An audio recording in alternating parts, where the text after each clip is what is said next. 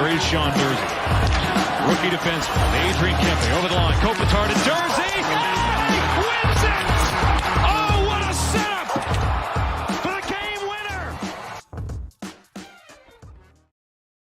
All right, guys, welcome in to Hockey Royalty, the official podcast of hockeyroyalty.com. As always, I am your host, Randy McMahon.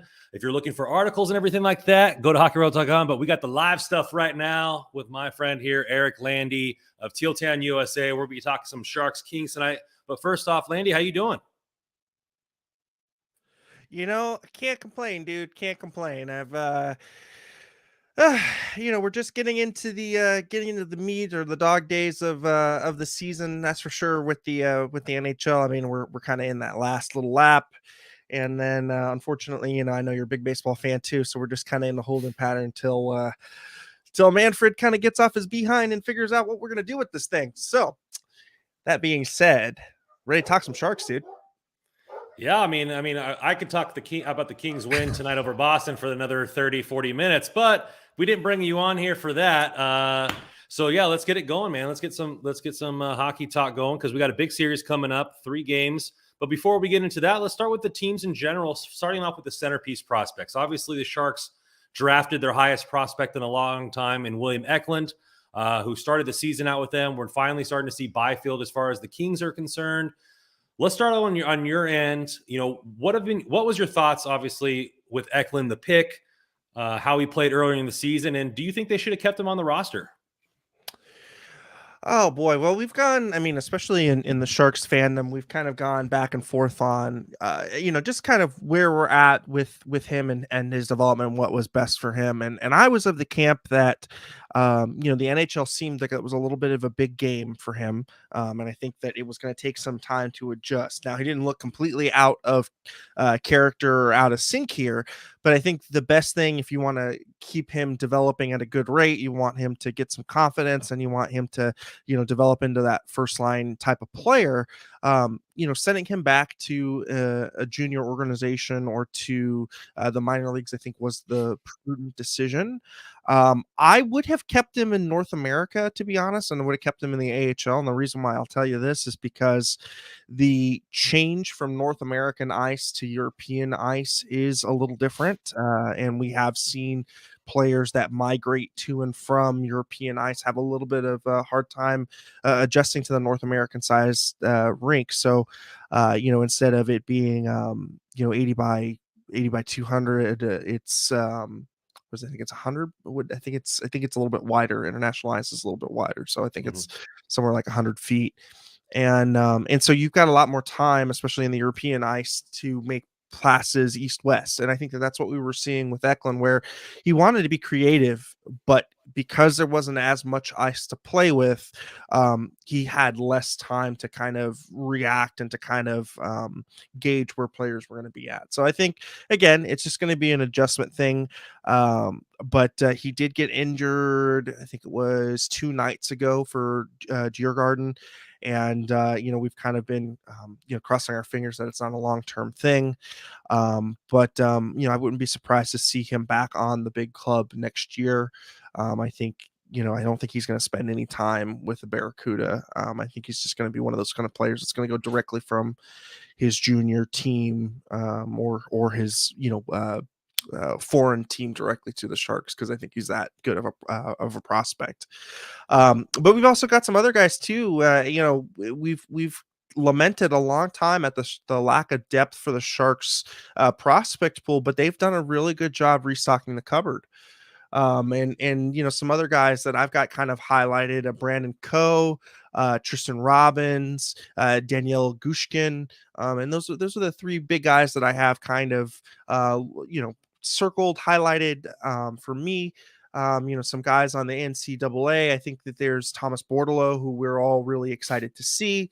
Alex Young and Spirit Spranoff is also, some guys that we're also tracking as well. So we've got some really, really cool, interesting prospects coming through. The whole organization, I think, shifted from, it was like 25. It was like, I think it was Corey Promin's prospect rankings had him at like 24, 25.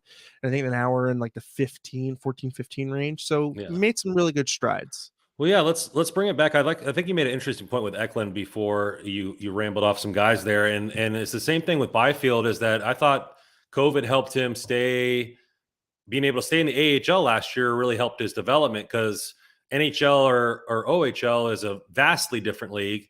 And for the second overall pick, playing a year in Canada again might not have done him good, but playing with adults in the United States could have really helped him out for different reasons than Eklund, as you mentioned. But having AHL is widely known as the second best league in hockey by most people, and I think you're probably right. Eklund maybe would have benefited more from staying in the United States. I know he was going to play, or he was on the World Junior team as well, which would have been some nice competition. But having that growth in different aspects, and I think you look at when I talked to Scott Wheeler on the podcast. He said the overall depth from the first to fourth line in the NHL is a lot deeper now than it say was 10 years ago, where when you were a top 5 pick, you were able to burst onto the scene a lot quicker because the depth wasn't as big. Now you're getting fourth liners who are perennial scorers and juniors that, there's just so much depth. That's why you're seeing Lafreniere take a little bit longer. That's why you're seeing Jack Hughes take a little bit longer. And so there's nothing wrong with a little bit of marinating, whether it be in Sweden or in North America. Well, I think we can go and look back towards the Stanley Cup winners, the recent Stanley Cup winners, right? We look at Tampa Bay and we look at how that organization takes a long time to maturate prospects. I mean, their prospects don't come hot off the scene; they take a long time, with the Admirals, with the Norfolk Admirals, right? And really getting, their craft honed. The same thing when LA had its run of Stanley Cups. They had a bunch of pieces buried, in the AHL that were just called up, and it's not only organization depth on your big club, but it's organization depth throughout 0 through 50 roster spots. And I think, like you had said, the caliber of player that are coming out are just so much more skilled. They're so much more developed. And I think the other thing too that we're starting to see is they last a long time. Players are consistently lasting into their late 30s, and it's a trend that we are just now starting to really appreciate in the NHL. That the players have really done a good job of taking care of themselves, and the longevity of this era. Yeah, sports science has come a long way for sure. Yeah, is incredible. So, like you said, the depth is just incredible, and it's hard to crack those lineups. Let's swing it over to the rivalry itself. Now, obviously, it's a viewpoint there, but I think it's mutual hatred is a good term to call it, or respect, however you want to use it. The long time, Sharks they were relevant, and they're starting to maybe teeter off at a lot of their big stars are getting up there in age, as well as with us, Brownie being over 35, Kopitar and Doughty into their 30s, same thing with Quick. So the rivalry's been lasted a long time, but just kind of maybe talk about what your thought is on the rivalry, maybe some highs and lows, and then, how it's kind of matured into like the last couple of years for you. Yeah. Yeah. So, I mean, for me, LA is going to always be the rival. There might be other teams that come in and out, but I think for me, I almost look at it as a geographical, and I see it almost on the the Giants, Dodgers, or the Niners, Rams type of rivalry where, it's just LA and we don't like Los Angeles as a Bay Area team. So, I think to me, it's inherently going to always have that built-in rivalry. But as you said, I mean, the team has gone through some changes, and I think each team has started to kind of go into their own direction, right? The San Jose Sharks are kind of languishing right now, whereas the Kings, I think, are on the ascent. And I think that they're just kind of in different, they're in different different arcs in where they're at in the organization goes. And so I think when each team is kind of going their different ways, one team is relevant and one team isn't, I think you're going to start to see the fireworks dwindle a little bit. But I tell you, from a fan perspective, I think that the rivalry is alive and well, and I think you'd pull most Sharks fans that either tell you the Kings or the Knights are our biggest rival. And for me, it's going to be the Kings because, again, that geographic thing trumps all. But it's so crazy how the Knights became rivalries for everybody overnight. Yeah. I think it's just like they got into the league. They got those easy, quote unquote, rules for them to take players from everybody. They were allowed to make all these. They were pretty aggressive in their backyard deals, but just instantly a good team, I think, kind of pissed a lot of people off, if I don't say so myself. Well, I mean, when the Sharks came in, we had a couple of years of languishing at the bottom. When the Kings came in, they were historically bad, in 67, right? When they were expansion. So I think for most franchises that are expansion franchises, there's this unique type of pain that you feel in the first couple of years that most expansion franchises have to go through. And it seems like Vegas kind of bypassed that. Yeah. And I think that that's kind of what made a lot of fans kind of annoyed, because it's like, okay, here these people are, they think that they're the greatest thing since sliced bread, right? And, they just got their team and they're going to the Stanley Cup run and, all this other stuff. So, I think that there was a lot of externals that fed into why people hated the Knights. But, again, I go back to the early 2010s, the 2012, 2013, 2014 seasons where you just had the Sharks and the Kings. It seemed like every year it was, okay, where are we going to face the Kings? Are we going to face it in the quarterfinals? We're going to face it in the semis. It was just like those two teams were on a crash course for each other. And really didn't really matter where they ended up in the regular season. It just mattered where they were going to be at positionally in the playoffs, who was going to have that home ice advantage. And in the end, I mean, we've seen both of the teams. I think it's what, 3-2 in favor of series wins. And I think LA's got the slight edge with 3 series wins over us with 2 series wins, but it's been a very uniquely matched rivalry. It's been for either team. You hate the players that are against you. You look at somebody like Doughty and you want to punch him in the face, or Kopi, and he's just like, damn, that big Slovenian. He's just too damn good and big and stupid face or whatever. And then of course, if you're a Kings fan, you'll be like, Timo, he's such a dickhead, or Kane or whatever. So yeah, I think you obviously didn't like Brownie hitting you in the boards for decades and then scoring some pucks as well. I mean, that guy can throw some bones. Or the accidental on purpose kneeing of a said young forward at the beginning of his career. But I digress. No, I mean, but again, it's been a good rivalry, and I think that each of the teams have been very evenly matched, and I think that that's what makes a good rivalry. And it's the same thing I've said with Giants Dodgers is, both of the teams have to be good for the rivalry to be good, for us to get into it as fans and to really get that level of going to the Staples Center and hearing the roof rattle, or going to the Shark Tank and hearing all the applause off the metal roof and echoing down into the stadium. I mean, both venues have had iconic moments with the other team in the venue. I mean, we had the jumbo slide at the Staples Center, or we had the reverse sweep completed at SAP Center. It's just, there has just been so much historical and so much just so evenly matched the series. And well, it's at that pinnacle too, you had the California hockey. I mean, you had the Ducks there was relevant too with Getzlaff. So California hockey was at its pinnacle at that point. And I just think the rivalry was been fantastic. There's great players on both sides. You look at, there's been some great times, and like every time that dot comes up on the schedule on my phone, you got to circle it. You have to, because even when the teams aren't very good, you still circle it. But when they're at their peak, it's usually a bloodbath. The hitting gets turned up, the fan interaction gets turned up. It's me, especially being from Northern California. I hear it all the time. Why aren't you a Sharks fan? All this kind of stuff. And I was like, I look better in black than I do in teal. But yeah, it's phenomenal. And I really like the whole rivalry. I think as it's going into this future, we're going to see something a little bit different, and similar to how when the Kings had that drop off and now they're coming back up. I think that the Sharks are about to do that and maybe started their own little rebuild or retool. And maybe we'll see in 5 years where they're at, as far as, are they going to be on about ready to contend for the playoffs again with a whole new crop going against, the number one prospect pool in hockey right now. Where are they going to be at in their development? How is that those new young guys, the new core pieces for both rosters? going to carry that rivalry into the future?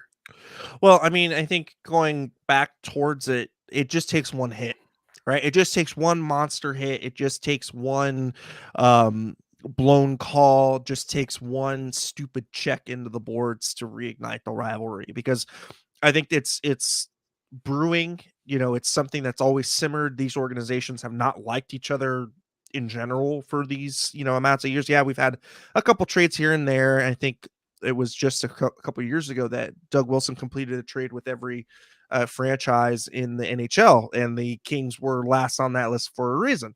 Um, so again, I think that the whole temperature has been dialed down right now, but it just takes one hit. It just takes one stupid, stupid run at a goaltender, or And they're playing 3 games in 5 games.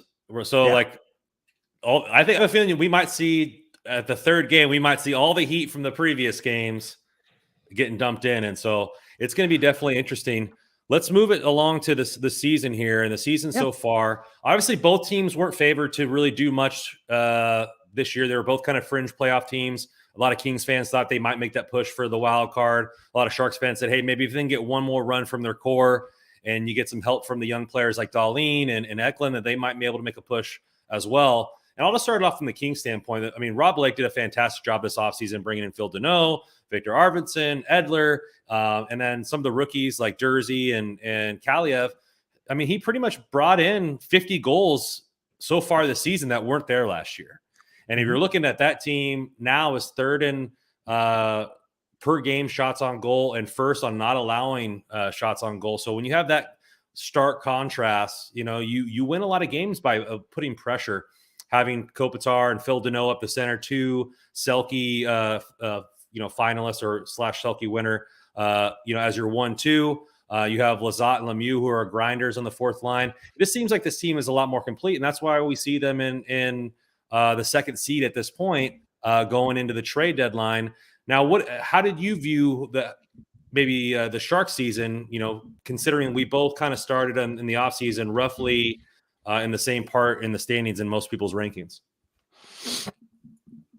Well, I think for the Kings, you've had this renewed effort in the last couple of years by Rob Blake to restock the cupboard, and to really get good around his veteran guys. I mean, they said that they weren't going to go prescribe for a long rebuild, right? Because you still had Doughty, you still had Kopitar, you still had good years out of them. Yeah, the core said they wanted to win there. Yeah. Exactly. So it's been a good little 3-year turnaround where they've really committed to focusing on restocking the cupboards, getting those fresh kind of players in, and then rebuilding with size. And I think Rob Blake has done a real great job of picking up assets that have depreciated, or assets that have kind of flown under the radar a little bit, and has added a lot of offense to his team. And like you had said, it's reflected in the standings. And I think right now, for me, the Kings are maybe just slightly ahead of schedule. I'd say I would have had them flirting with the wild card, really pushing hard for wild card number 2 or wild card number 1. But as a second seed right now, they're going really well. They have points advantage over Vegas, even if Vegas catches up with games played. So you like where Los Angeles is insofar as the season and how they've banked their points. On the Sharks end, I believe if they go 500 for the rest of the season, the Kings will end up with like 94 or 95 points, which should be enough to get them in. Yeah. I think we've targeted 91 points is kind of where the wild card I think is gonna end up. So if you can bank anything past 90, I think you're going to be really in really good shape to to get one of those spots. On the Sharks end of the things, I went in cautiously optimistic. I said, if they can keep their core healthy, I felt that they had pieces to make some noise. But again, I still felt that the team was at least one impact forward away with Evander Kane on the roster. Of course, without Evander Kane on the roster, you're now taking another impact player out. So realistically, this team is at least one second line away from really making any kind of noise at this point. I think the team's depth kind of speaks for itself. You look at their shot totals in the last 5 games, and they've been putrid. Not last game, but the game before when they played against the Predators, they lost 8-0. Scoring has been an issue. Now we've got James Reimer on the injured reserve as well. So, I mean, this team is really not going anywhere at this point. And I think we're kind of now salvaging moral victories and kind of setting ourselves up for what's going to happen next season, who's going to pay for a contract, play for a contract, who's getting a new contract, who's getting shipped out.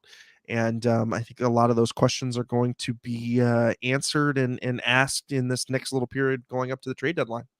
Yeah, we're seeing a lot from the Kings as far as you look at, they have, I believe 8 guys, over 25 points, where the Sharks have 6, and 4 guys that are just really carrying the team, which is the veterans. And so, like you said, depth is really where it's at. And if those guys don't show up, it's hard to win games, and all that kind of stuff. So, not to mention too the utilization factor, right? So you're, like you had said, right, the bulk of the offense is coming from those 4 or 5 players, but in order to get that offensive productivity out of those players, they've actually had to play increased loads. So not only do you have the fact that you're reliant upon these players to output, but you're also running them into the ground. So now we're starting to see a player like Hurdle, who was on, I think, a 60-70 point pace, now I think is coming back down to earth to around maybe 50. And I think a lot of that has to do with being overplayed. He plays both power play, penalty kill, and the most amount of ice 5-on-5. And this is a kid who has generally played second line center for most of his career. So this is definitely an uptick in time on ice for him. And I'm concerned about the utilization. So like you had said, depth is not there. That means you're forced to rely upon your superstars that much more, or your star players that much more. And it's kind of that self perpetuating issue of keeping your guys fresh. Yeah, well, I mean, the Kings have just been lucky. I mean, you get Jersey come up with the Walker injury. He's been playing fantastic. You're seeing that fourth line, Lemieux and Lazat and Kaliev constantly. And Lazat has been a great pickup. I thought that he's just added so much to that fourth line. A guy who really is just an agitator, just that nastiness factor, and again, a grinder, and just another one of those under the radar pickups from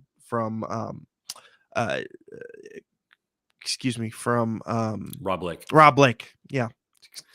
I mean, it's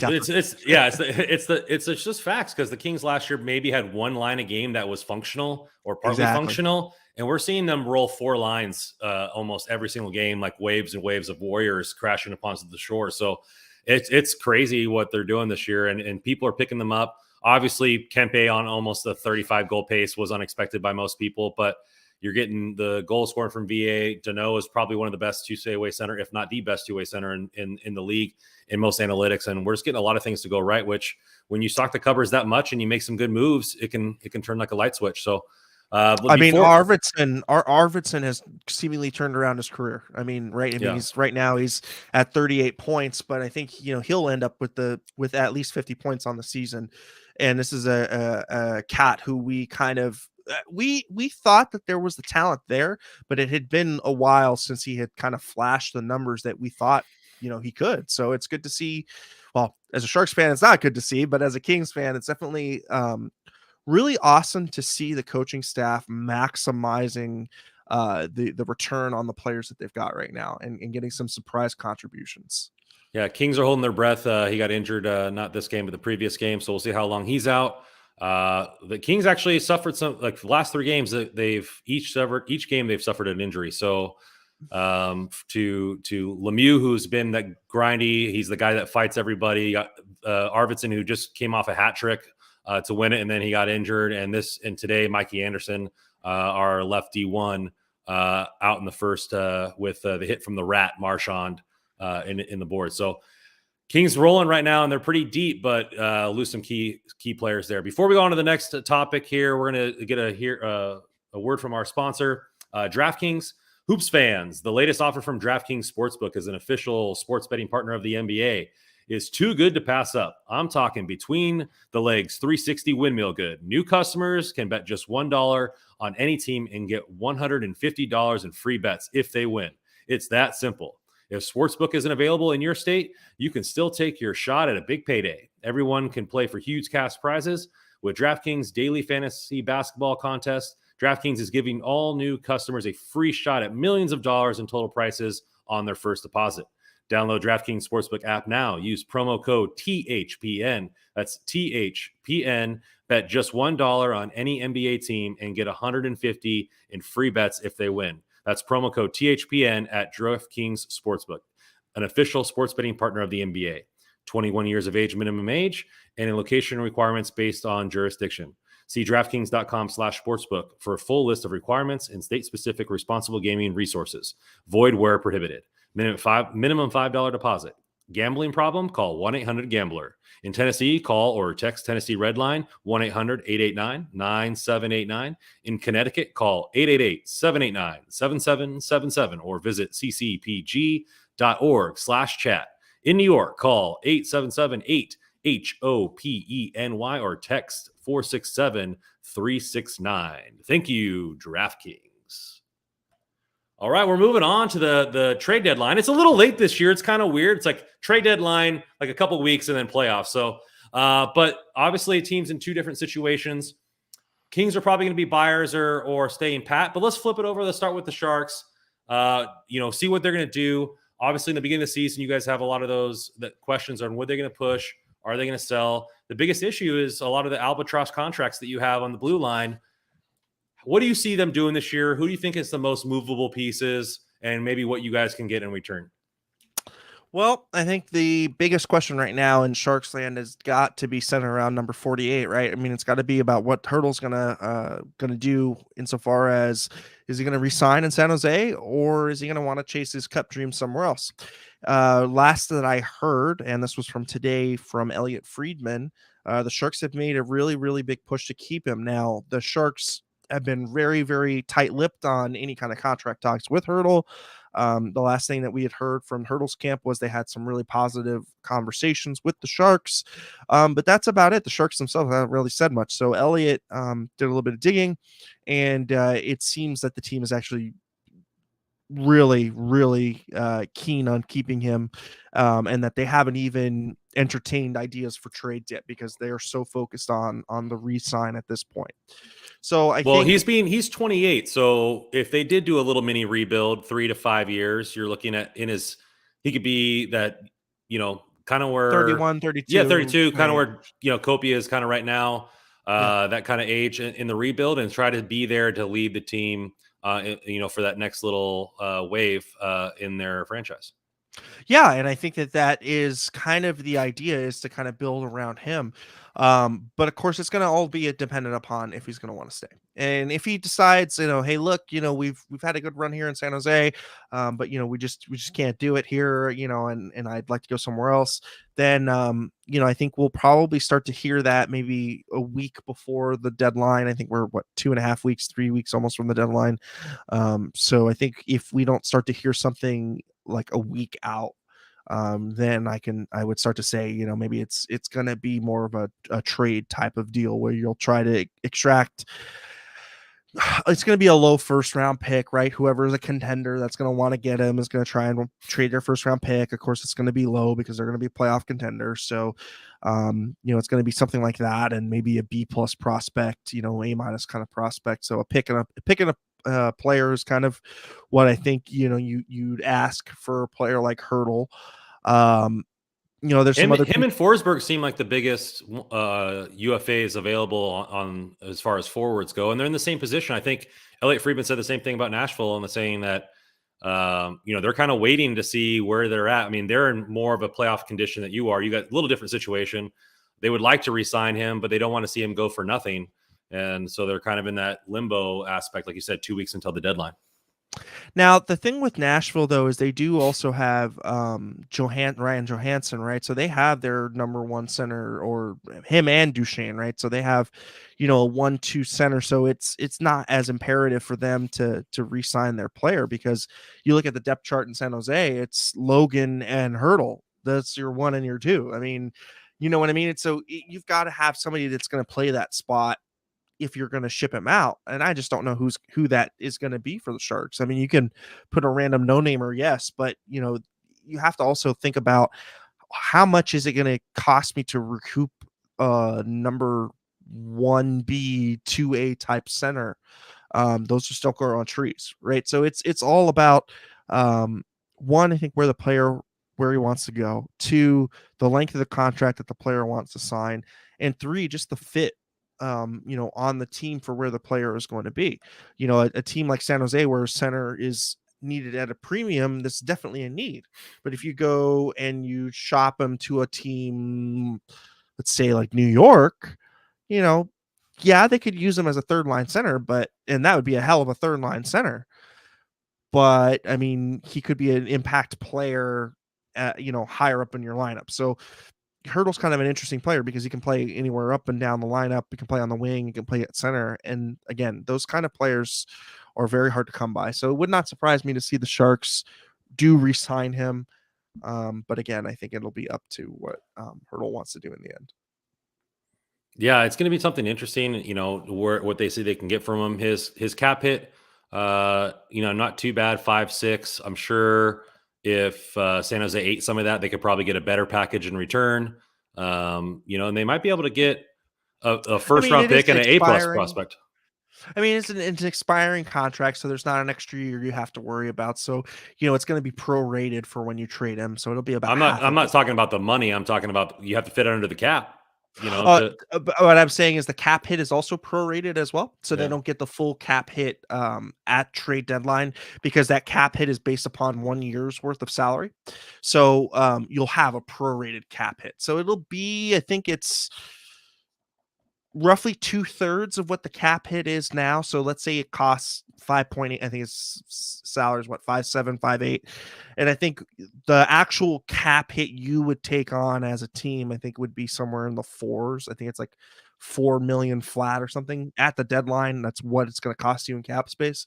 So I think it's an asset that's definitely valuable from a price perspective. I think it's also, again, it's a expiring contract, so you don't have to worry about the extra year. It's also a player that's only 28 years old, so it's not like we're talking about a guy here who's on his last deal or a guy who's trying to play fourth line minutes or whatever. No, this is a high caliber first line, second line type of player. A center is his natural position, but again, can be a winger, impact player, 200-foot player. What do you think about Barbanoff? I mean, he's a UFA. He's 27. Probably won't be around for the rebuild. He's having a decent year and only a cap hit of $1 million. Easy to fit him on any team that's contending. And with his season, you could probably get a decent return in the draft. We talked a little bit about him being a guy that you could maybe try and get like a 3rd round pick out of, maybe a 4th round pick. But again, I mean, this is a guy who was on waivers last year, a guy that a lot of teams have had the opportunity to kind of nab, and it didn't seem like there was very much interest. I don't know what the market's going to be like for him. It might be still kind of tepid. That being said, I think he's also likes the fit here in San Jose. So again, if you could bring him in at a relatively low contract, you're going to need bodies to play. And that's going to be the thing as well. So for me, I think most important and the thing that I would try to do, try and offload in this trade deadline, somebody try and take maybe a Brent Burns or a Radim Shimmick, somebody with a little bit of time on their on their salary cap and a little bit of a bigger piece, because I think we've kind of all seen this writing on the wall. The team is a lot farther than the organization is leading the fans to believe. Yeah. I think it's farther away than where it is. I think a lot of people see it's time for the rebuild, and I think getting the most value you can out of a Burns, out of a Shimmick, hell, even a Logan Couture. I mean, I would not be I wouldn't put it past the team to try and extract value that way. But if it were me, I would really focus on trying to get rid of one of the big contracts. and try to see if you can take half of the salary and keep it and retain it, and see if somebody will take a flyer on a Brent Burns or somebody needing a spare defenseman or what have you.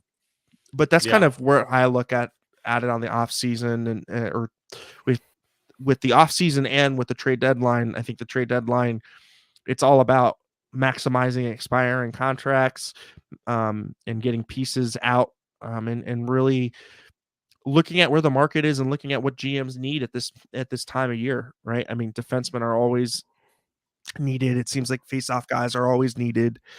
Well, I mean, the Kings fans were going through that last year or a couple of years ago. We know how it is to sell everybody away, and sometimes you just need to sell everybody. Like you just need to get whatever you can get, whether Barbanoff is a third or fourth rounder. If he wants to come back and sign in the offseason, that's fine.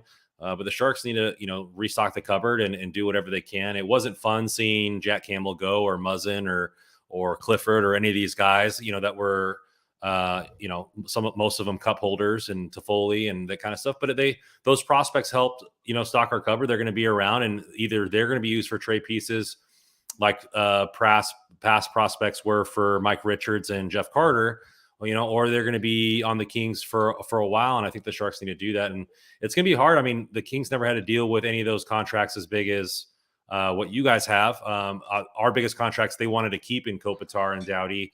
And I think, they were a little bit younger at the time that they got their money. So definitely not fun, seeing what you're going to get for these guys and realizing that maybe that era is coming to an end. Kings fans had to go through that. And we're a lot happier this year. We're talking about trade deadlines for the Kings. How much is it going to get Jacob Chikrin? Is the big thing around the Kings Twitter sphere. Will they go for Forsberg at the deadline and make a push? Are they a cup contender? Money Pucks has us anywhere between 5 to 7% to win the Stanley Cup. So, we're on that fringe cup team. A lot of Kings fans don't think we are. I think with the Corsi infused team that we are, and that shot volume team, if we get a couple more people to bury it in and our special teams can creep a little bit, we have a puncher's chance at competing with the juggernaut teams that are in the league. But it's nice to be a part of the buyer. I think ultimately the way Rob Blake has approached this this rebuild or whatever, he's been pretty conservative for the most part. Really hasn't traded many picks away outside of the Arvidsson. Has just signed a lot of free agents there. And so I don't know if he's going to make that big splash at the deadline. He may wait. Arizona doesn't need to trade Chikrin right now. They can wait to the offseason when more suitors are available to get the package that they want. Will Forsberg be available? And I think if it's a hockey move, like if let's say it's you guys trade like a second rounder and a B type prospect for Chikrin or something that is of equal value, similar or equal value. They're asking the Eichel package right now. They're asking for he led the league in goals last year for defensemen, but you're looking at either Turcotte or Velarde, a first round pick, and another prospect or player or two, depending on who those prospects and players are. See, and to me that you don't want to touch any of those kids. I mean, Turcotte is not a guy that you want to get rid of, and the same with the other. And I don't see Rob Blake mortgaging the future just for a quick roll of the dice on this particular. Chikrin's got 4 years of service at $4 million though, so he's a cheap fringe elite defenseman for with term. Oh man, let me take a look. So yeah, those are one of the guys. With the injuries, how long VA and all those guys out, but I think we got forwards in the AHL to make call-ups. Velarde's down there, and a bunch of other guys. Kupari, who's already played, and so like you could bring up forwards to plug and play there, and don't really need to make a splash unless you're getting Forsberg, who like will say he's going to re-sign, and you don't have to risk like it being a one and done type thing. But I don't know, can the Kings afford what is rumored to be his salary that he wants is $9.5 million in the offseason? I'm not sure. So we'll see how that works out. But what they might just stand pat because Edler's supposed to be coming back off an injury and towards the beginning of April. So, he was doing well with us. The team's playing well right now. We're in second place. He might just stand pat and say, hey, we're not a true contender right now. Let's wait another year before we make those moves, or let's make those moves in the offseason. The other thing too is I'm just looking at the cap positioning for the LA Kings, and you've still got Drew Doughty locked up till the 26-27 season, right? So even if you do get Jacob Chikrin, his deal is going to expire 25-26. You're going to have to pay that. You're going to have to pay him and Drew Doughty at the same time. And that's going to be, not that that the cap isn't going to rise and stuff, but I think it's going to be a lot of cap dedicated to a few defensemen. So I mean, look, Jacob Chikrin is going to be the piece that's going to be sought after at the trade deadline. And I think he's going to, well worth it. I don't think that the Kings are in the arc to be spending that kind of capital to get that kind of a player.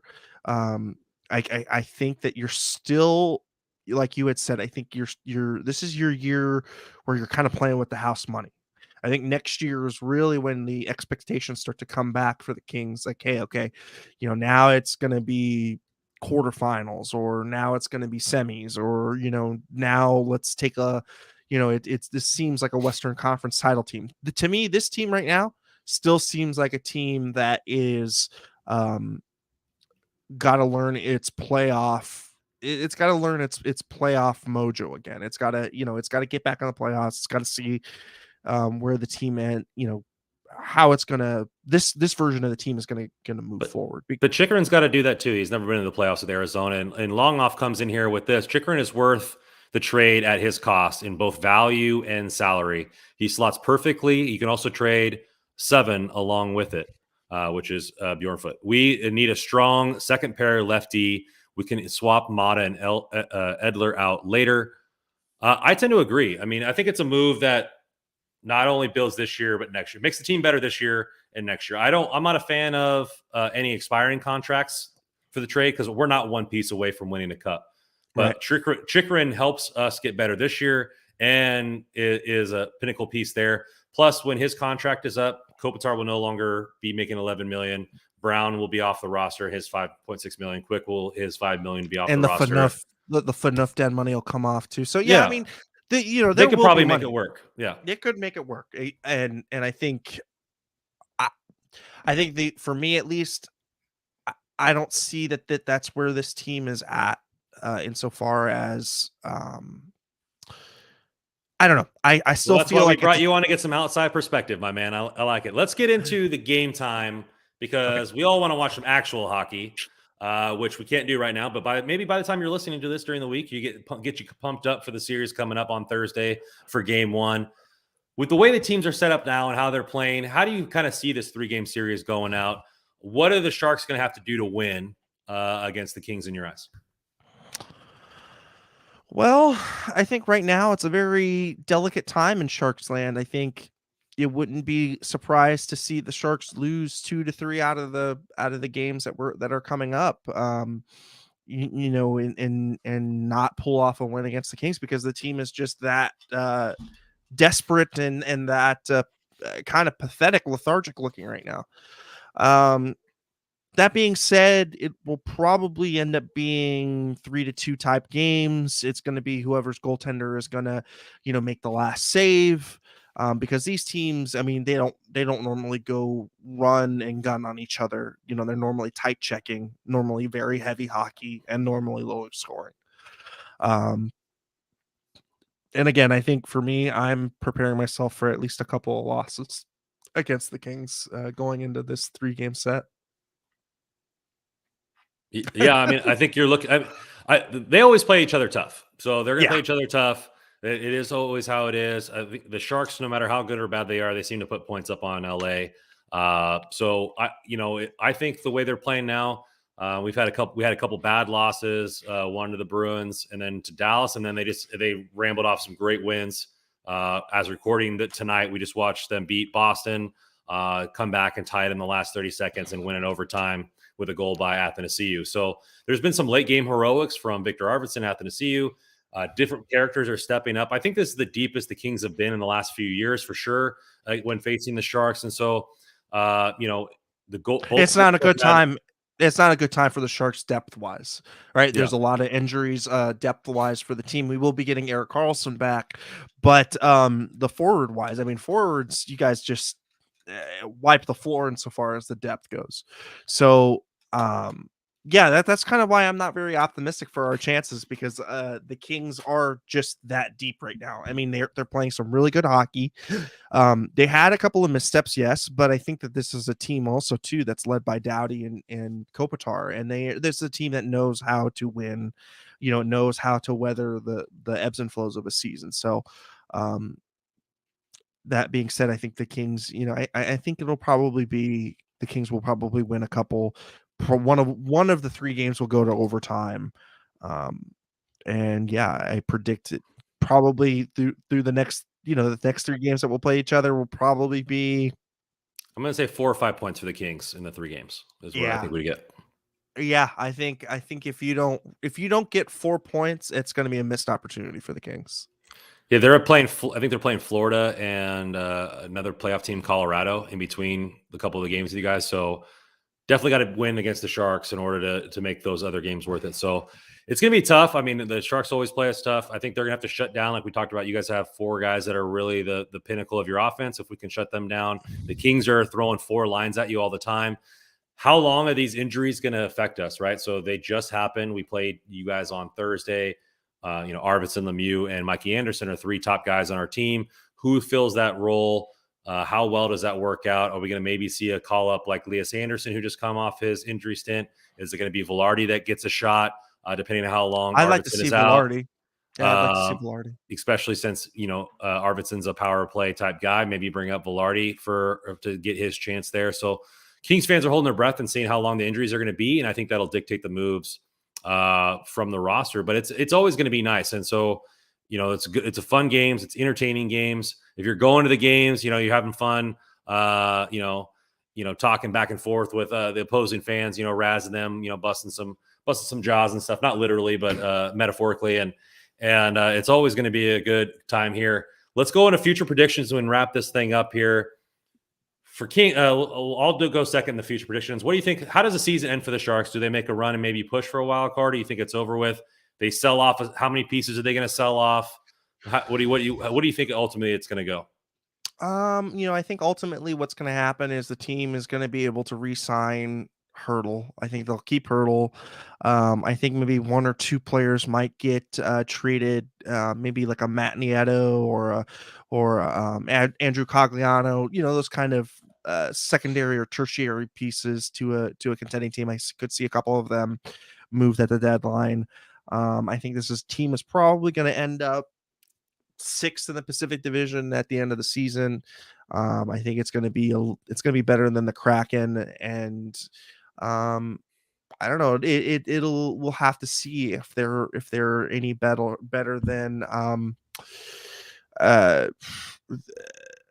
Vancouver, because at this point Vancouver I think is still better than them. So I could still see the Sharks being, like I said, 6th in the division, 6th, 7th, in the division. So, which at that point during the playoffs, you'd be turning your head towards the draft and doing some scouting there for you guys, which has been fun for the Kings fans, getting the top prospects, having them, the Brant Clarks, the Byfields of the world. Obviously, it was fun with you guys getting Eklund last year. Kings are on the opposite end. I think they're hot right now, and it depends. This is being recorded before any of the injury updates for all those 3 players come out.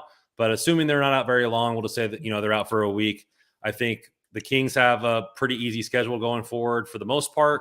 And I think they're going to be able to capitalize. I think, like I said before, if they do around 500 for the rest of the season, they'll be roughly at 90 to 94 points, depending on some overtime situations there, which should be enough to get us in the playoffs. I think they make maybe a minor move or we stand pat, but either way, I think we're going to be second in the division when it comes to the playoffs. Either probably playing Vegas in the first round with a chance to get some revenge from that sweep a couple years back with a completely different team. But that Vegas team is kind of weird. I know they're not doing too hot after Eichel's come there, but they got a lot of people on long-term IR. And as we know from past Lightning teams, they can get all those players back without any consequence. And so they're going to have a quite loaded roster there. Eichel's going to be healthier, so it'll be completely different than any Vegas team that we've seen so far in the regular season. So it should be very interesting how the season shapes up. I would like to, as a Kings fan, I would like a chicken trade. Just the first time being buyers again. The feeling that I felt having Carter and Mike Richards brought in at the deadline, it would be the same kind of feeling that Chychrun would bring for this team. Hope that maybe they can win a series or two series. I think they're good enough to beat any team in the Western Conference in a series, maybe outside of Colorado. But I wouldn't say high hopes, but definitely I think they can beat Vegas. I think they can beat Edmonton. I think they could beat the Ducks if they come in. I think that they could beat Calgary. Calgary is the one where I would say that's probably between them and Colorado are the two biggest obstacles, I think, for the LA Kings at this point, in my opinion. I think that Calgary is going to end up being one of those teams that's going to be a hard out in the playoffs. So at the end of the day, they might be the ones, a certain Daryl Sutter might be the one to kick the Kings out of the playoffs, so to speak. Which should be a swift jab to the giblets, if you do say so myself. Especially with Toffoli on that team, and they have some other Kings on that roster, so it'd be kind of a weird little homecoming there. So, well, Landy, it's been a pleasure, man. It's been a long time since we've talked hockey. Let people know what you got going on and your job with the Sharks there in Tealtown, USA. Where can they find you? Yeah. So, you can use my first name, that's Erik, last name Landi, Landi, on, any of the social media outlets. I'm there. And as far as what I'm doing these days, I am doing stuff over at TealTownUSA. You can check us out after every Sharks game. We do a post-game video podcast. And so you guys can check this out on YouTube. You can also get the rewinds on all of the sound catcher services out there. So whether it be Spotify or whether it be Google Play Store or the Apple iTunes podcast store, whatever, we're there. So go ahead and check us out. And as far as that goes, that's pretty much all the projects that I've got going on at the moment. And yeah, just kind of waiting for baseball, dude. Well, as always, you can find us at hockeyroyalty.com. We're doing articles every day, articles coming out pre and post game for both the Reign and the Kings.